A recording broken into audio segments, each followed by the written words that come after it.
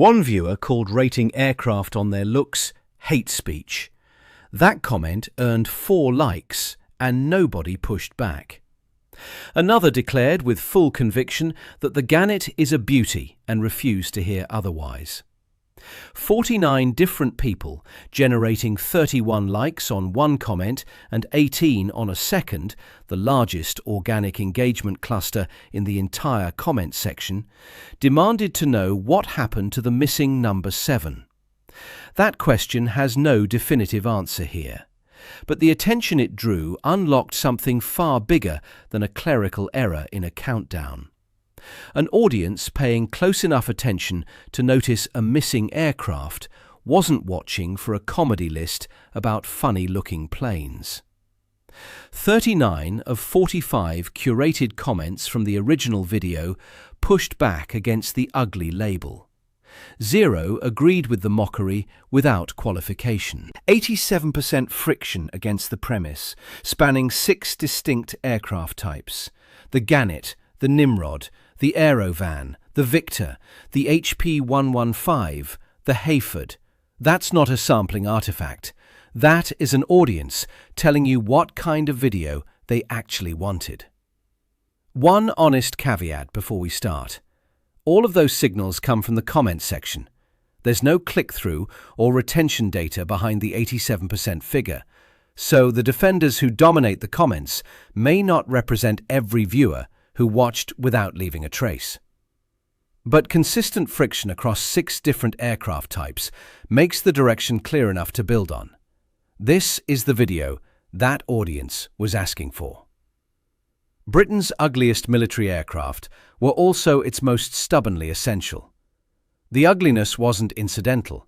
It was the engineering price of solving problems that sleeker, prettier aircraft couldn't touch. The proof isn't sentiment or nostalgia.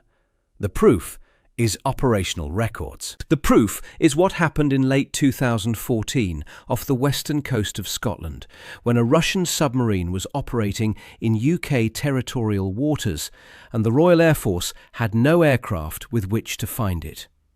France flew in. Canada flew in.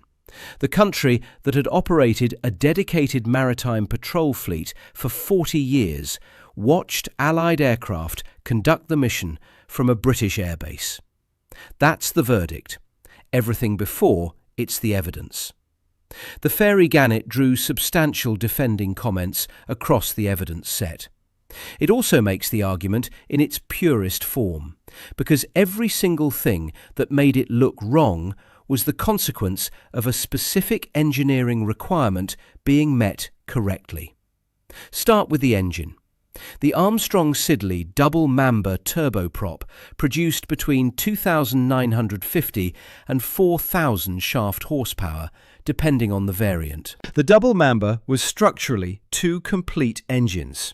2 Armstrong-Siddeley Mamba turboprops coupled through a shared gearbox, each driving its own set of 4 propeller blades on coaxial shafts, one turning clockwise, the other anti-clockwise.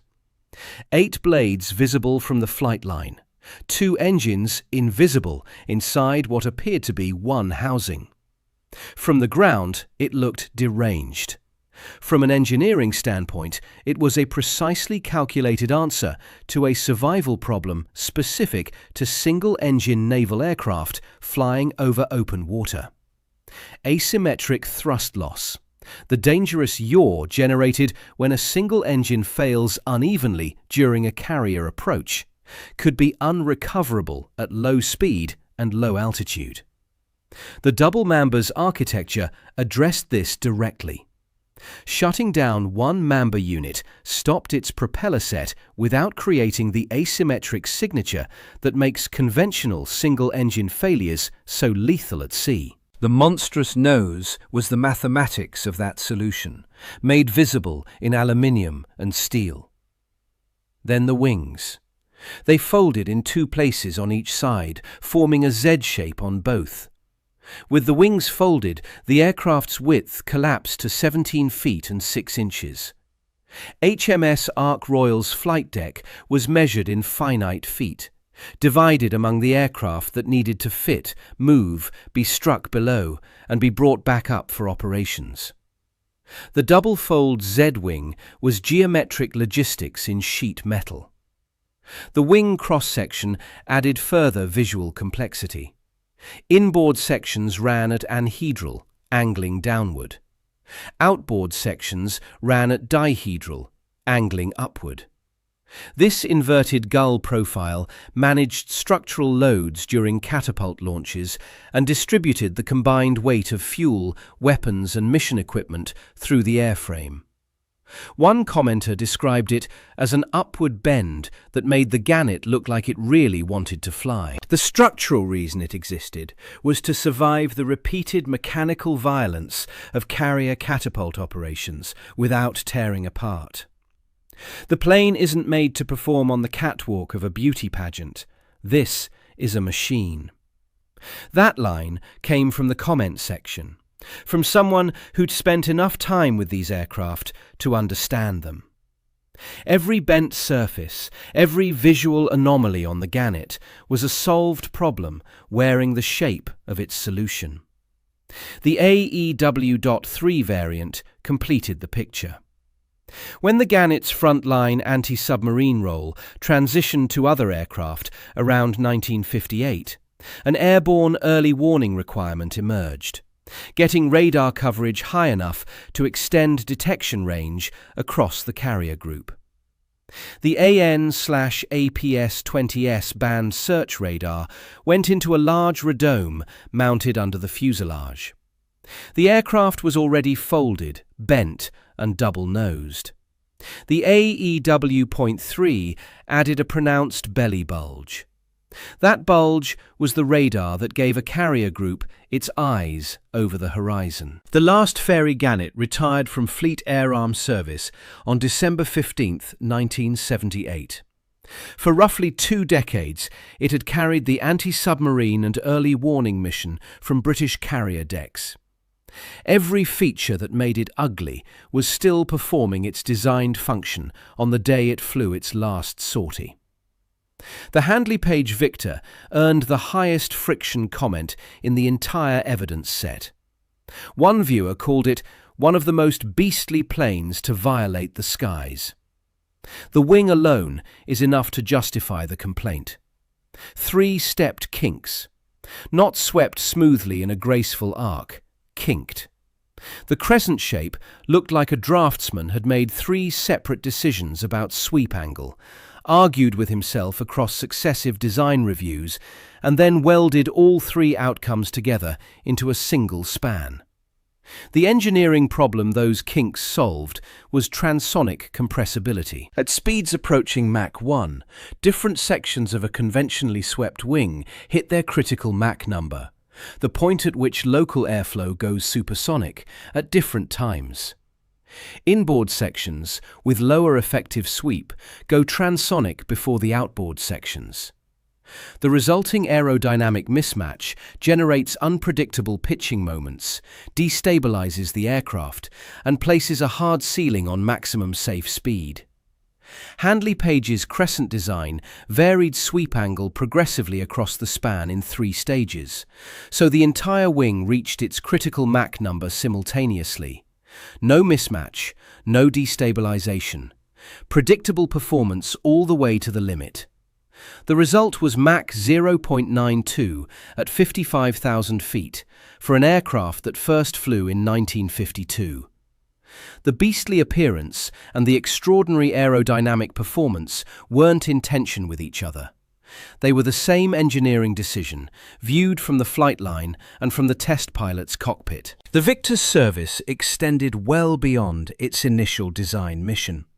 The airframe converted to meet successive operational requirements across its working life.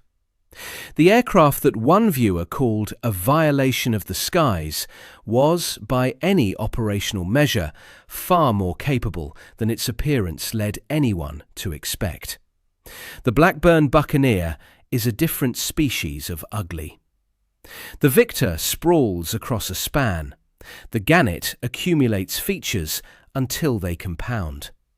The Buccaneer is compact, dense, almost confrontational in its compactness. At least one viewer expected it to top any worst offenders list blindfolded. Those viewers weren't wrong about the looks. They were wrong about everything else. A brief acknowledgement belongs to the fairy Barracuda, because the pattern it demonstrates was identical. The awkward proportions were the consequence of the requirements. The aircraft's appearance and its operational function were the same design brief, expressed in different terms. When a defense attorney genuinely loves their client, the weight of the case is different. What follows with the Nimrod isn't rhetorical positioning. It's the record of a machine the country relied on for 40 years, whose end came in a sequence so precise and so traceable that the gap it left wasn't an accident. It was the documented, predicted, observable result of specific decisions made by specific people in specific months. Hawker Siddeley's Nimrod Mr2 entered operational service with the Royal Air Force on the 2nd of October 1969, when aircraft XV230 was accepted at RAF St Morgan in Cornwall. It wasn't elegant. It was a long-range maritime patrol aircraft designed to hunt submarines across the North Atlantic and the Norwegian Sea, in all weather, at all seasons, for sustained periods without relief. On May 15, 1982, during the Falklands War, one aircraft flew a patrol of 19 hours and 5 minutes. Airborne at 0803, landing at 0308 the following morning, passing within 60 miles of the Argentine coast. 19 hours, continuous, over open ocean, in wartime. That single data point makes a more complete argument than any capability briefing ever could. The plane isn't made to perform on the catwalk of a beauty pageant. This is a machine. 40 years of machine. The retirement wasn't sudden. It was a sequence, and it's worth stating slowly.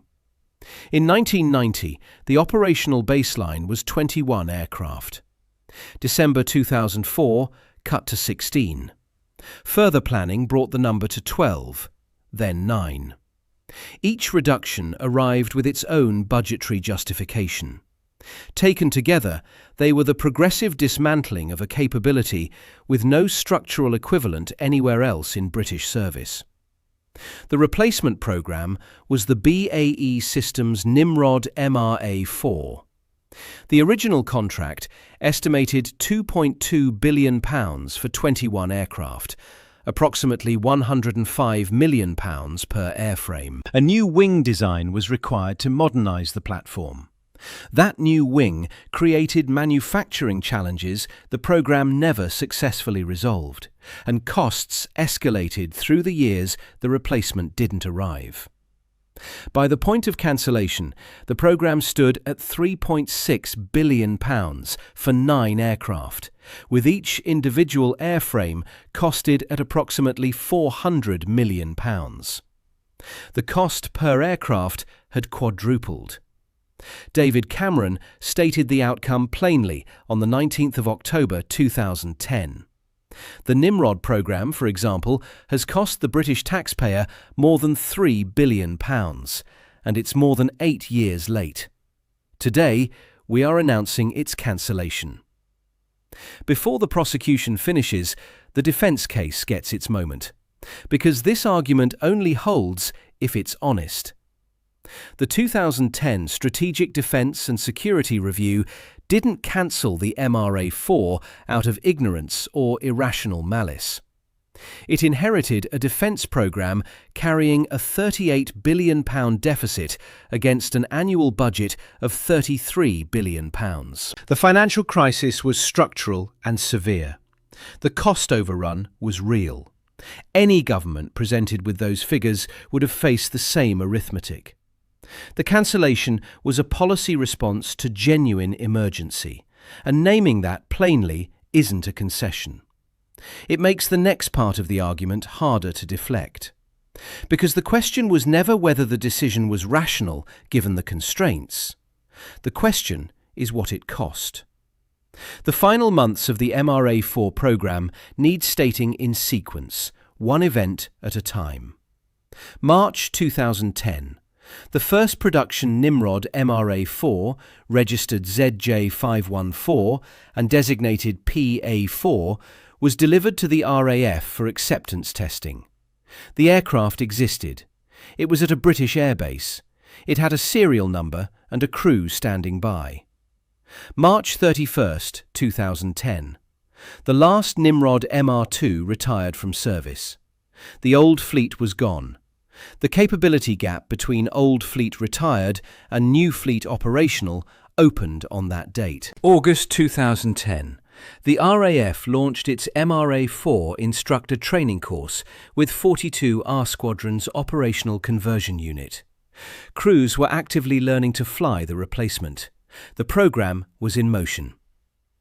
October 19th, 2010. Cancellation. 7 months after the first production airframe arrived, 2 months after instructor training began. The aircraft weren't mothballed, not transferred to allies with maritime patrol requirements, not placed in contingency storage against a future security environment that might look different from 2010's. On 25 January 2011, BBC cameras recorded proceedings at the BAE Systems facility in Woodford. An excavator was physically destroying sections of at least 3 completed MRA-4 airframes. A Unite Union representative at BAE called the procedure barbaric vandalism. The Royal United Services Institute had already published its assessment in language that left nothing ambiguous. Despite MOD statements that Nimrod's roles will be covered by other assets, no other assets deliver its specific capabilities. The UK's ASW web hence has a particular and significant hole in it. RUSI named the hole. The excavator enlarged it. Nobody filled it. 4 years isn't a long time. In late 2014, a Russian submarine was operating in UK territorial waters off the western coast of Scotland. The Royal Air Force had no maritime patrol aircraft. Not a reduced fleet, not a gap-filling arrangement, nothing. The particular significant hole that RUSI had documented in 2010 was now an active operational reality in British home waters. 4 years after the last MR2 landed and 3 years after an excavator dismantled the replacements at Woodford. France deployed its Atlantique II maritime patrol aircraft to RAF Lossiemouth. Canada deployed its CP-140 Aurora to RAF Lossiemouth. Allied nations were flying their own aircraft from a British airbase in Scotland to conduct the submarine tracking operation the RAF could no longer perform. Global news, covering the Canadian deployment, stated the reason without diplomatic softening. The UK was forced to turn to Canada and other allies because they don't have their own sub-hunting aircraft. The UK got rid of the plane after the 2010 Defence Review. One of these aircraft was so essential that when it was retired, Allied nations had to fly into Scotland to do the job the RAF could no longer do. Step back from 2014 and look at the whole arc. The Ganet folded its wings to 17 feet and 6 inches to fit a carrier deck. Its nose looked the way it did because 2 engines sharing a gearbox was the solution to asymmetric thrust failure over open water. Its wing ran anhedral inboard and dihedral outboard because catapult loads and carrier geometry demanded both simultaneously. Every visual anomaly was a solved problem made physical. The Victor's crescent wing, with 3 stepped kinks, delivered Mach 0.92 at 55,000 feet in 1952, because variable sweep across the span eliminated transonic instability. The appearance that earned it the highest friction comment in the evidence set was the visible cost of the aerodynamic capability it achieved. The Buccaneer was compact and angular and dense. its appearance the product of a demanding operational requirement that left no room for anything that didn't earn its mass. The Nimrod flew 40 years, 19-hour wartime patrols, North Atlantic coverage in all weathers across 4 decades of Cold War and after. Its fleet was cut from 21 to 16 to 12 to 9, and the last aircraft retired on March 31, 2010, with no operational replacement in service. The MRA-4 was delivered, crews were in training, and the programme was cancelled on the 19th of October 2010. Completed airframes were destroyed by excavator at Woodford on January 25, 2011. None of them were built for the catwalk. Every one of them wore its ugliness honestly. The engineering bill for solving a problem that mattered, presented in rivets and sheet metal. And when the job remained and the aircraft didn't, the gap was real, it was cold, and it was Russian. Subscribe for more stories like this.